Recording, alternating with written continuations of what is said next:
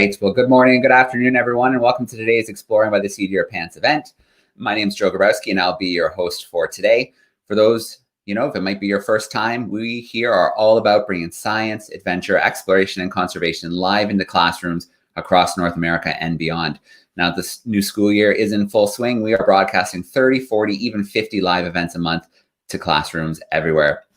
Today, we are heading out to the field on a virtual field trip. This is one of our favorite places to visit. We are heading to Costa Rica to the Toucan Rescue Ranch. So, the Toucan Rescue Ranch has been focused on the care, rehabilitation, and release of national wildlife in Costa Rica since 2004. They provide sanctuary while giving treatment, rehabilitation, and when possible, releasing the animals back to their natural environment. They specialize in toucans, sloths, owls. However, they also have a wide range of wildlife from weasels to porcupines to cats to kinkajous, parrots, and more, depending on what is brought in to the Toucan Rescue Ranch. All right, that's enough from me. Let me bring Maria live into the call here. Maria, how you doing today? Hi, Joe. How are you? Good, good. It's great to see you. Looks like a beautiful day. I can hear the birds. I'm a little bit jealous. I wish I was down there with you. Yeah, it was very sunny. Now we're just having a couple of clouds coming this way, actually. All right, fair enough. Part of being in a rainforest, I guess. Yes. All And right. during the rainy season, especially. Absolutely. So I guess we're lucky we've got a little break right now. So I'm going to let you take over. I can already see one of our friends. Yeah, so this friend that we have over here is called Luna. Luna is a three-toed sloth. She arrived here because she was with her mom and they actually fell down the branch. And the branch fell in the middle of the road and then a car hit them both. Unfortunately, Luna's mom didn't make it. She didn't survive. But Luna is a very strong girl and she's actually doing great in her rehabilitation. So we got to rescue her and now she's here exercising. Because of the car accident, she actually lost one of her eyes, which is the eye that you're looking at right now, but the other one is perfectly functional. So we receive a lot of sloths here, and the two main reasons why we receive so many of them are because of electrocutions. Power lines here in Costa Rica, they are not covered. So many times the sloths are just climbing the branches and they think that they have another branch grabbed on, but the branch is actually not a branch, it's a power line, and that is why they get electrocuted so easily. Another reason for getting so many sloths is car accidents.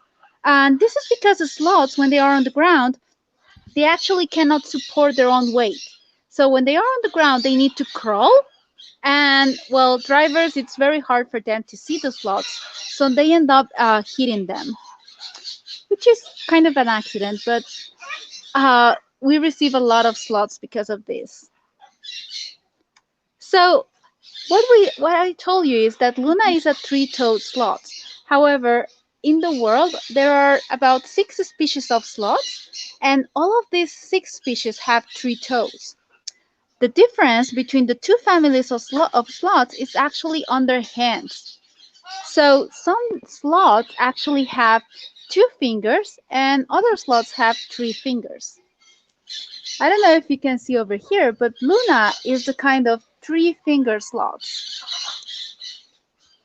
which are very easy to recognize because they have some black markings around their eyes. They also have like a little bit of a flat face. They are very slow moving. They are the slowest mammals in the world, actually. And if you saw the movie Zootopia from, I think, Pixar, you will recognize this kind of sloth because it's the one that you can see in that kind of movie. Also in Ice Age, see the three-toed sloth was this kind of sloth. So they appear almost everywhere. We also have another kind of sloth here in Costa Rica that is called the two-finger sloth. They are a little bit bigger than this kind of sloth, and they are also faster. The ones that I'm talking about, they have a very long snout that looks a little bit like a piggy nose. So they're also very easy to recognize. Something that is very interesting from the sloth that we're looking at right now, besides of how slow she moves, is that they are strictly vegetarians. So they only eat leaves. And because of that diet, They get very low energy in each one of their meals, and that is why they move so slow, because in each one of their movements, they are trying to save up energy for later. And here you can see that also another thing that is quite interesting is that the legs of this kind of sloths are actually smaller than their hands. This is, well, there is an hypothesis that says that this is just an adaptation because these kind of sloths, they love to eat the cecropia tree, which is a tree that has very long branches and leaves. So in order to get those leaves, they need to have longer arms. Here we can see Luna doing some of her exercise this morning. She's actually doing great. She's quite active. The reason why she's so active right now is because these kind of sloths are also diurnal. So they are active during the day, and during the night they just sleep. Contrary to the other species of sloth that we have here, the two-finger sloths or the two-toed sloths, because those are nocturnal. So during the night they are quite active, but during the day they are mostly sleeping.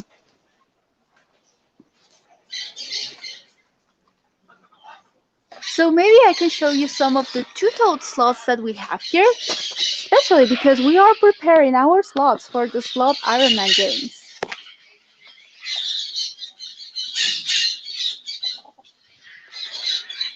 Oh, I can't hear you, Joe.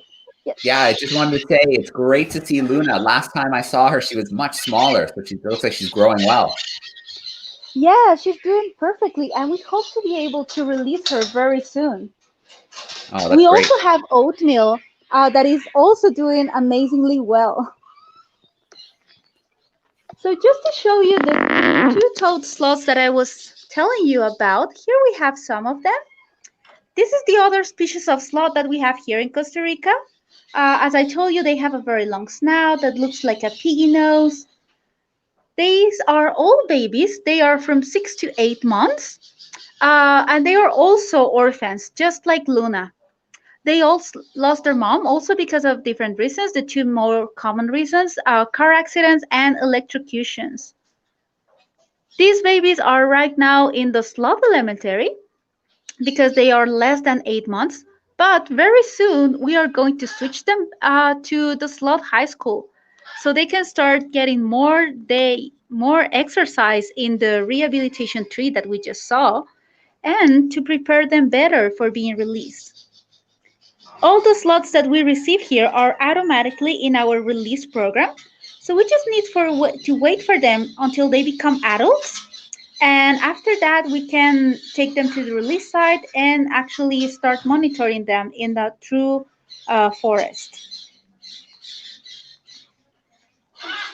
So even though we have different species of sloths here, all sloths have something in common, and it's how slow the development and their metabolism is.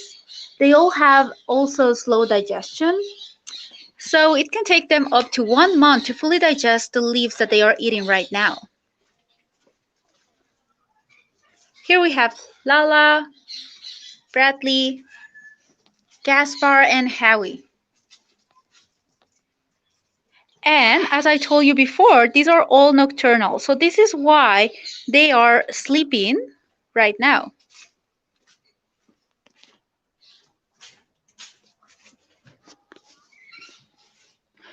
So the reason why sloths are they only come down the trees once a week is because in the branches they are actually very safe. That is their safe spot. But when they come to the ground, they are exposed to so many things like predators, cars, humans. A lot of things can happen. This one over here is Francis. He's from the veterinary team. And because these sloths are going to be released, actually, no one is allowed to touch or handle the sloths besides members of the veterinary team.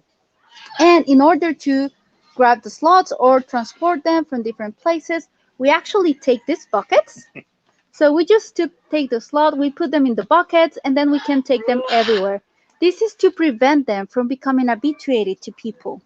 Because if you're going to release an animal, the last thing you want is for that animal to actually be looking for people, because that might put him in danger very soon. Over here we have Eclipse. Eclipse is practically ready to be released. He is very curious. He likes to discover different branches, textures, leaves, many different places. So he's exploring a lot. Eclipse arrived here because he was also with his mom and they got electrocuted. Again, his mom didn't survive, but Eclipse is doing great. And actually, I really think he's ready to go. So we're just going to wait for them to finish their rehabilitation and start moving them to pre-release enclosure. You can see how active they are in comparison to the two-toed sloths. The two-toed sloths are very, very active, but only during the night. Also, one way that it's very easy to recognize this kind of sloth, especially if you come to Costa Rica and you want to see a sloth in the wild, most of the time they are going to be just a furry ball in the tree canopy. But you can recognize them because you can see all the fur growing back. And also, these kind of sloths, they have a black marking in their back, which is very easy to spot. You can see he's doing great. He can join a circus right now. He's showing off all his talents just for you.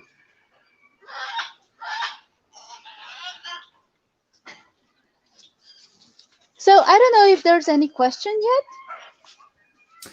Oh, I have no doubt there'll be some questions, Maria, for sure. We have a really great group joining us of students, Maria. They're all over North America. So I'm going to give a shout out to a few via YouTube. We've got some grade 7s hanging out in Kincardine. We've got some grade 2, 3s hanging out in Toronto, Ontario. Some 5th graders hanging out in Colton, California. Pretty cool. 4th and 5th graders in Tavistock, Ontario. 5th graders in Minnesota. 2nd and 3rd grade in British Columbia. That's pretty cool. 4th and 5th graders in Regina, Saskatchewan. Oh, the list keeps going. We've got Mrs. Brown's group hanging out with us in Frederick, Maryland, so in the U.S. Another elementary school hanging out with us in California, grade 5s looks like. Let's see, let me scan my list one more time. Oh, one more. It looks like another group hanging out with us in Ottawa at the virtual school downtown. Very cool. Start using that chat sidebar, whether you're joining us on Facebook or YouTube, and send us in some questions. But I think it's time we go and meet some of our live classrooms. So here we go. All right, let's start off here. Let's go to... Here we go. Let's go to Mrs. Bellin's group. They're joining us in Bradford, Ontario. Looks like some 3rd graders. I'm going to bring them live into the call. Hey, 3rd graders, how are we doing today? Hello, we are good. All right, great to see everyone today. What do you think of the sloths? What do we think of the sloth? Hi. They're actually cute. Really cute. Yeah. All right, excellent. Well, who's got a question for us? Oh, go sit down. Go. Cooper, go. I do. Cooper, you can go right up there. Here comes someone. Nice and loud for us. Oh, okay, Cooper doesn't want to go. Okay, come on, Marlo. Go ahead. I have a question. Just saw which one is that name? The one we're looking at. What? Yeah. The one we're looking at right now? Yeah. Yeah, Maria, what's the name of the sloth we're looking at right now? Oh, this one is called Eclipse. I have a question. This one is Eclipse, and the other one over there is Luna. She's called Luna because she arrived on a full moon. So that's why we called her that. Muna means moon in Spanish. All right, very cool. We're going to come back your way in a little bit, Miss Bellin's class. We'll get another question ready for us. All right, let's take another little trip here. This time, let's visit. All right, let's take a little trip to Oxnard, California. 6th graders hanging out virtually with Mrs. Barha. Let me bring them in. There they are. How are we doing today, California? Looks like you've got Vincent hanging out with you today. Yeah, he just stepped out. But I have my whole class, my 6th graders are also on. So do you guys have any, Justin, do you want to ask your question? Justin? Do you want to unmute yourself? Go ahead and ask your question. Have they ever fallen off a tree?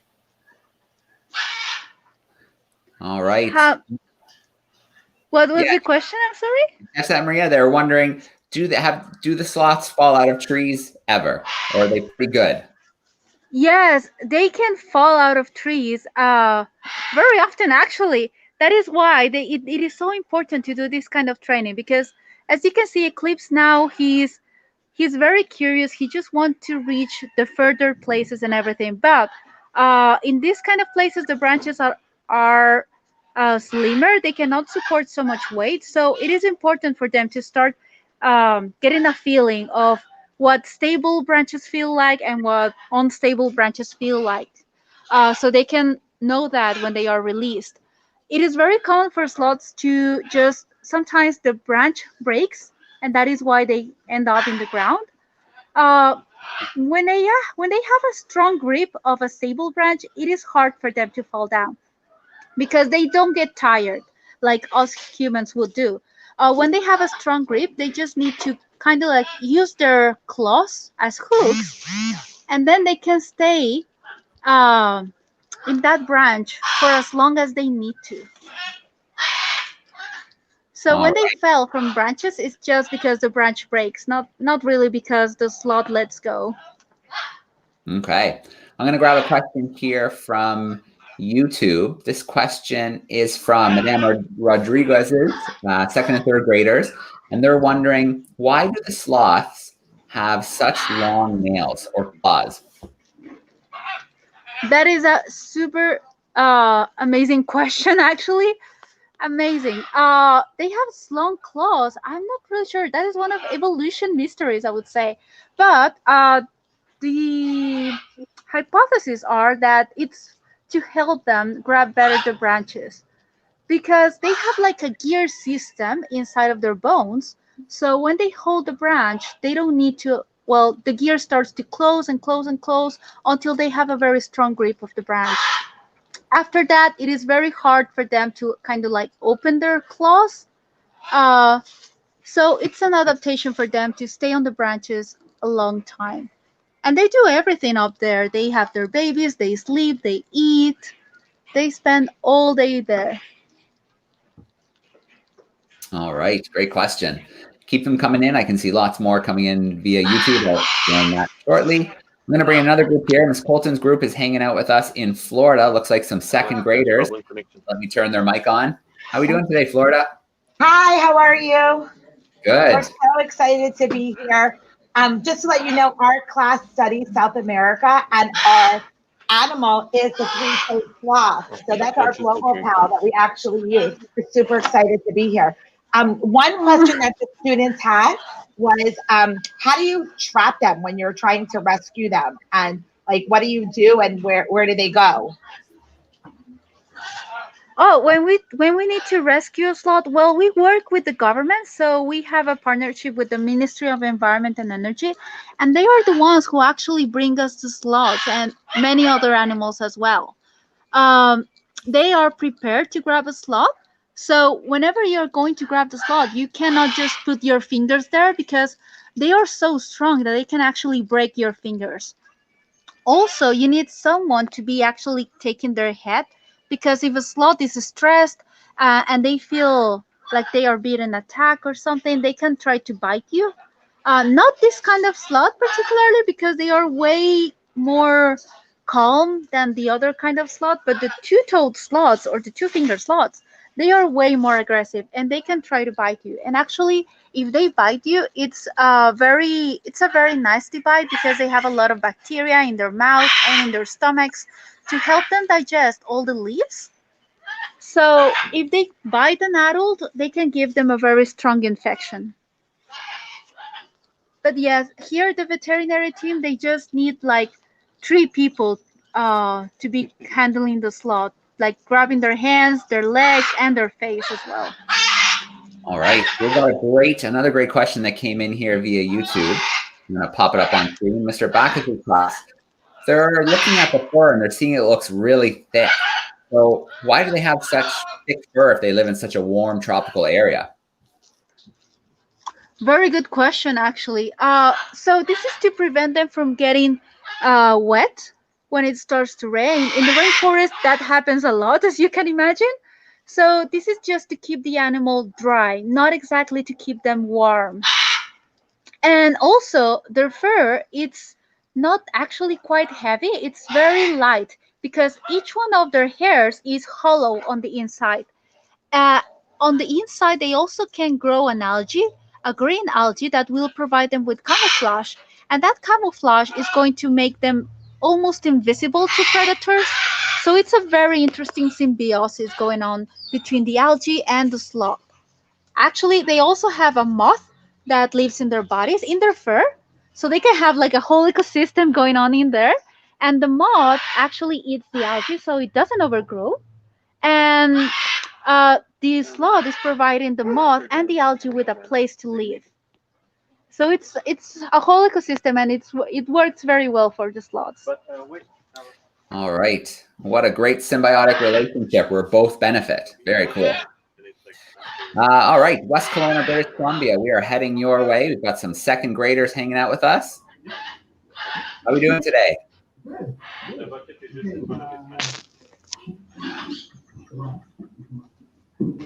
All right. Nice and loud for us when you're ready.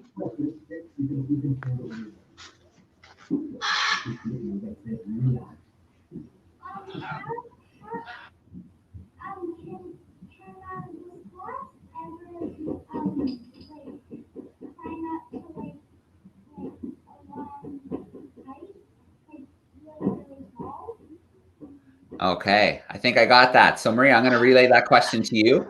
How high will the sloths climb into a tree? Do they climb, really high? I know trees can be like hundreds of feet high in the rainforest. Yes, they can climb very, very high up, and that is actually why it is so hard to do studies with sloths, because most of the time they are super high up in the rainforest. However, they never reach the top of the tree, because if they do, then they are going to be visible to hawks, falcons, sometimes very big owls that can predate on them. So they can be very high up, but they never go into the top of the tree. But even here, sometimes, for example, Eclipse, he loves to go all the way up, and sometimes he just stays there for the whole day.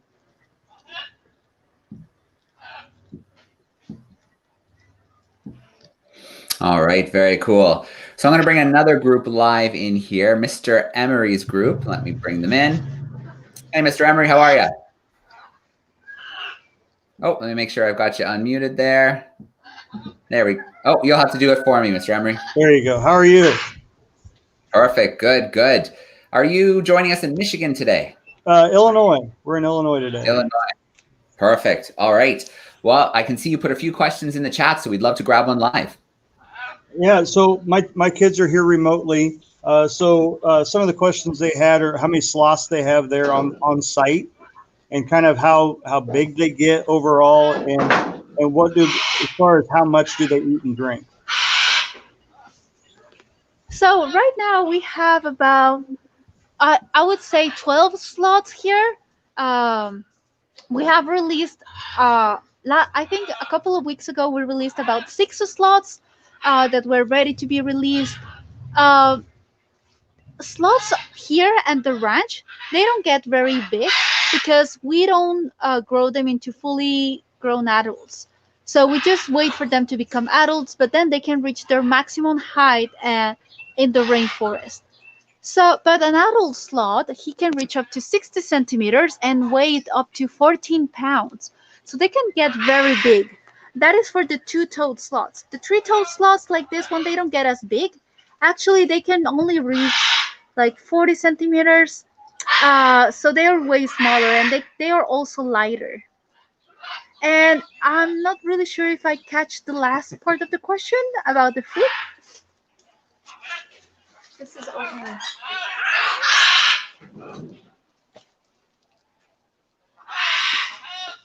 Oh, Joe, sorry. Yeah, I think you asked about how many that you had, And then he asked about the size that they can grow to. So I think if you got those, I think we're pretty good. Okay, great. Perfect. All right. Oh, Let's and see. just to show you, sorry, before we continue, this is Oatmeal. I don't know if you have heard about her story, but she used to be, well, she was an electrocuted sloth that arrived here because she got electrocuted with her mom, and when she arrived, she was covered in bandages. We had to do orthopedic surgery to her. We also had to do skin therapy. But now she's doing great. As you can see, all her fur has grown back, and she loves to eat flowers. Looks like she's made a speedy recovery. That's awesome. Yes. All right. So we've got another group that's joining us. They're joining us in Burnaby. And they're in the call with us, but they're sending their questions in via the chat. So let's see, let's pick one here. Oh, I like this one. So when the baby sloths are born, are they strong enough to hang from the trees already? Or do they have to stick, with mom for a while? That is a great question. So when the baby sloths are born, they are pretty strong. They also are born with a lot of fur in their bodies, and they are strong because they can hold onto their mother since they are born. Like from the first minute after they are born, they can grab their mom. It's a very extreme thing to see the birth of a sloth because they are very high up in the branches, and then the mom just has her baby, and the baby is kind of like bungee jumping with the umbilical cord in the middle of the rainforest. Then she grabs the baby and she puts her in her belly, and then she's gonna carry the baby for about 2 more years. So the sloth almost never separates from the mom when he's a baby. After 2 years, he can start climbing the branches on his own. But in the meantime, he will only grab onto their mom. But that is also something that will require a lot of strength. All right. Those hibiscus flowers look pretty good. Yeah, she got some pollen in her eye as well. We're going to take a little trip now to Oregon. We've got the Dixon family hanging out with us. Let me unmute their microphone. All right. Do you have a question for us? I think they're just enjoying hearing your questions. Okay. No worries. Let me pop you backstage. Okay. Let's head over to YouTube because I know we have lots of questions coming from there. Oh, here's a good one. We've got a question about predators. What are some of the predators, this is from YouTube, that the sloths have? Okay, very good question. I think pretty much anything that can catch the sloth can try to eat it, but the main predators are jaguars, ocelots, pretty much almost all the wildcats. They also have falcons, hawks, and big owls. For example, the spectacle owls are a known predator of the sloths. Actually, there's a theory that says that sloths, when they climb the branches, they do it upside down in order to prevent hawks and falcons to see them from very high above. So those are some of the sloth predators. Okay, it's a tough life being a sloth. That's why that camouflage comes in handy and being nice and high off the ground. Okay, well, let's check in with a few more of our camera classes. Let's go to Miss Bellin's class again, see if they have another question. Bring them in. Okay. Okay, come on. How old can a sloth be? How old they can come? That's a very good question as well. For this kind of sloth, they can be as old as 40 years when they are in captivity. Usually, a sloth can live up to 35 years. All right, pretty impressive. Very cool. Let's grab another question here from online. Okay, so we've had a few questions. I know Mr. Emery's class was curious about the food. Mrs. Ross's class is curious as well. Ms. Mayer's class. So can you tell us a little bit about how often they eat in the wild? Ooh, very interesting question as well. So in the wild, well, I always say that there are three things that you know for sure that a sloth will be doing, or that they can do during their day. That is sleeping, eating, and scratching their fur. So in the wild, they can eat pretty much almost every 2 hours. I can say that here they do it as well around that time. Sometimes they can take them even longer. For example, they eat at 9 a.m., then at 12 p.m., and then until 4 p.m. So they can take a little bit longer. But it will depend on their sleeping schedules. They don't have like a set schedule for the day, but they eat very often. All right. Reach for it, Oatmeal. You can do it.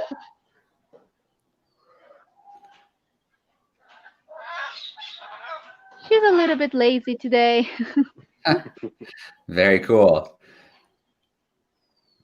This is how we try to exercise her muscles, because when sloths get electrocuted, their muscles suffer a lot, and they need to regain all that mass in their muscles through rehabilitation. So this is necessary for her. All right. Well, let's take a little trip back to Florida and see if we have another question. We had one question to ask that, what is their lifespan? Yeah, the lifespan for this kind of sloth can reach, can be between 30 35 years, but in captivity they live way longer, so they can reach up to 40 years. For the three-toed sloths, like Luna and Eclipse, it has been seen that they can reach up to 25 years. And actually, we don't have any records of them living longer times in captivity. They are harder to keep in captivity. Okay, I'm going to bring in another question here from YouTube. This is a good one. Can people have sloths for pets, or is it illegal? Well, here in Costa Rica, it is illegal to have any kind of wild animal as pet. Actually, the illegal pet trade is affecting a lot the sloths population, and I think this is happening worldwide. Whoop, little bit wild sloths going on there. And this is because people have realized that sloths are super cute and they want to have them as pets. However, sloths, they don't make good pets. They are solitary animals, for instance. They are also um, quite aggressive when they become stressed. They have complicated behaviors, complicated schedules. Some sloths, for example, these sloths are nocturnal, so if people want to have them, they will be having to take care of them during the night. Um, they are not exactly the best pet that you can have. So actually, that is something that, here is illegal, and people are trying to fight a lot, especially in order to protect the wild populations of sloths. All right. So grabbing another question here from our class who's joining us in Burnaby. They're wondering about the sloth's ears. We can't really see them. Are they tucked under the fur? Do they know? Oh, very good question. They have ears, especially these kind of guys over here. They have massive ears. They look very similar to the ears in humans. However, they are covered by their fur. So let me see. I think Oatmeal has them all covered right now. The fur of their faces cover their ears, but they are very large. For the three-toed sloths, actually, they don't have much of an ear. They only have like a small holes, and they are also covered by their fur. I will take them inside before it starts raining. So here we can see a little bit of the holes in which they have their ears. Very, very cool. Dixon family just sent in a great question. I'm going to see if they want to ask it live.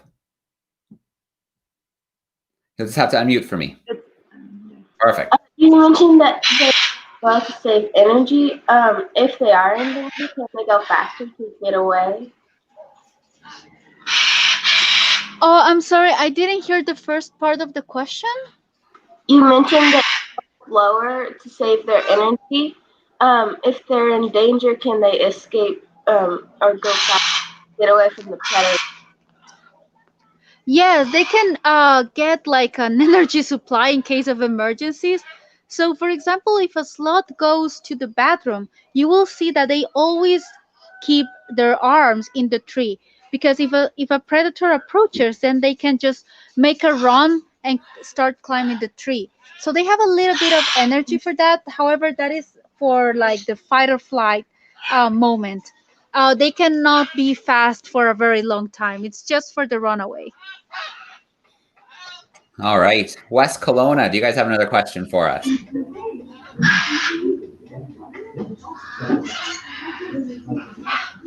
West Kelowna, can you hear me?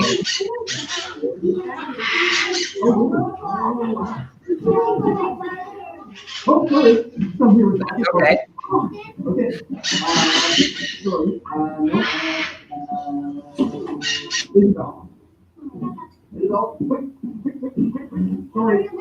That's okay. Don't worry about it.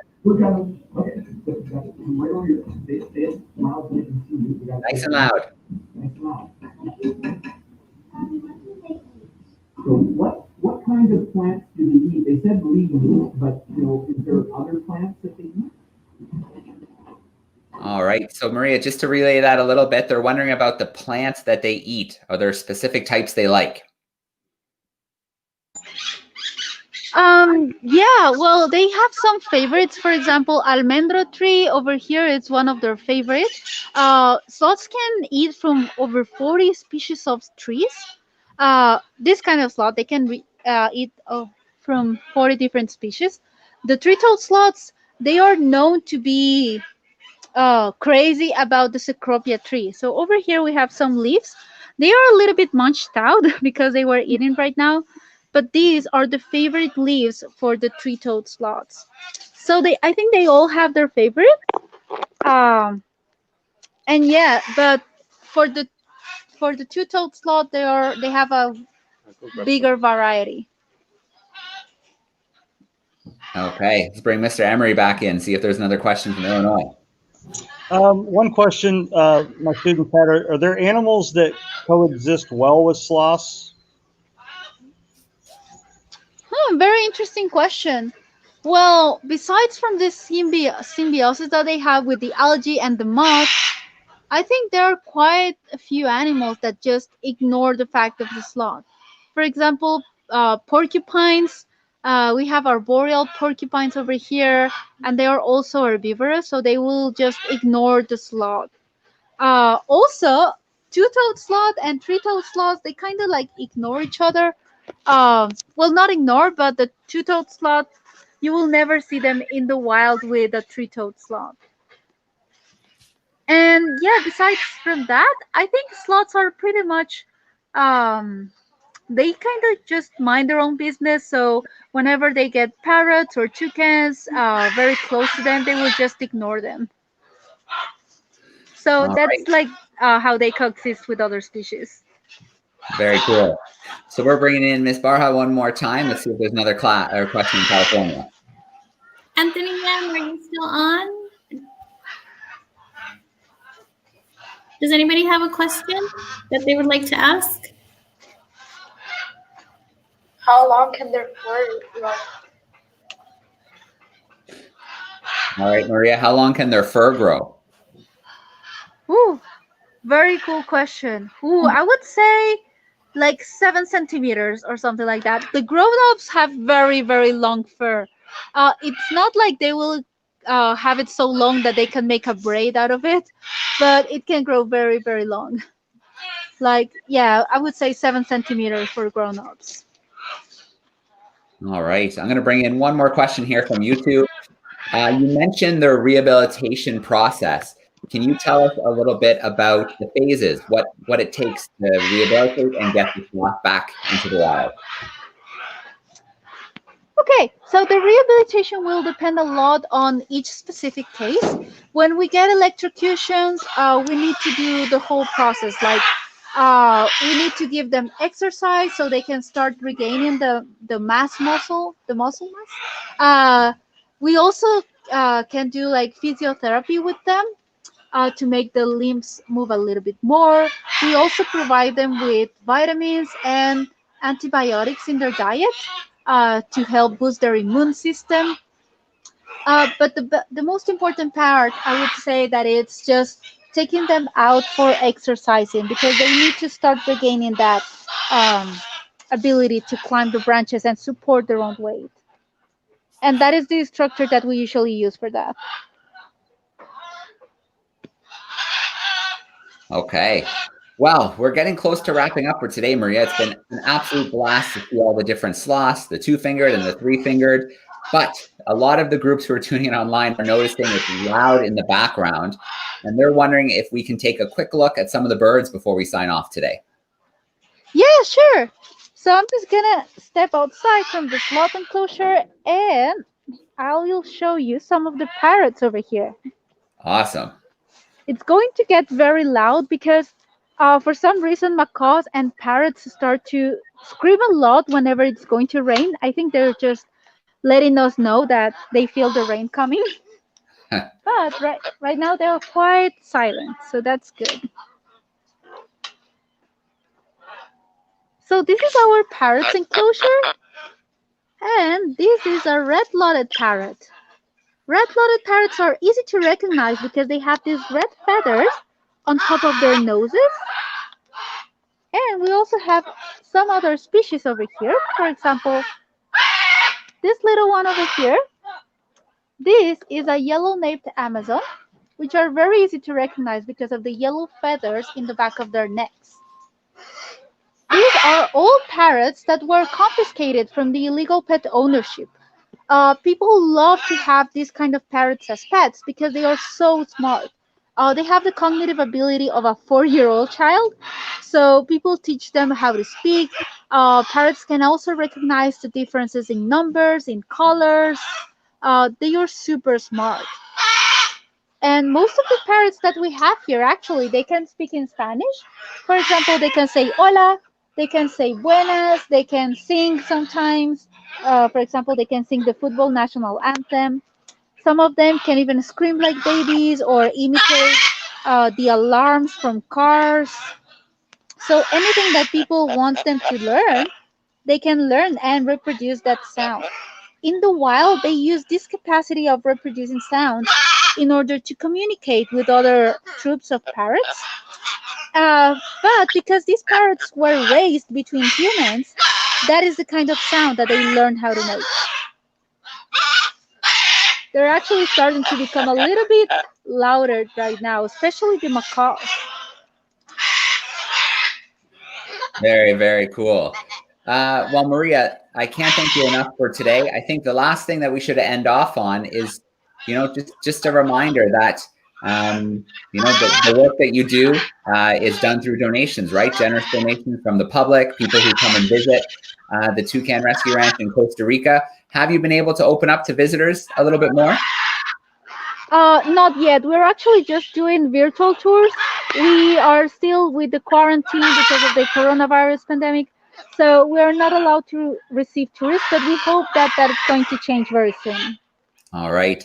Well, if any of the classes tuning in today, whether you're in a camera spot or you're on YouTube or Facebook, would be interested in adopting a sloth, send me a message after the call today, and I can send you the details for how your class can do that. Pretty cool to be able to help your sloth down in Costa Rica. Maria, thank you so much. Thank you to all the classrooms who joined us live today, whether you're on camera spot or Facebook and YouTube. Great to have you with us. Maria, thank you to everybody behind the scenes who helped get the sloths ready to come and visit with us today. Always great to take a trip down to Costa Rica and visit the Toucan Rescue Ranch. Thank you so much to you, Joe. It's been amazing, and we hope to do it soon again. All right. Well, we're going to let you get in before the rain starts because judging from the birds, it's coming soon. So thank you so much, Maria. And we're going to sign off for today. Thank you, everybody, for joining us today. It was a lot of fun. Bye. Thank you. See you. Thanks, everyone.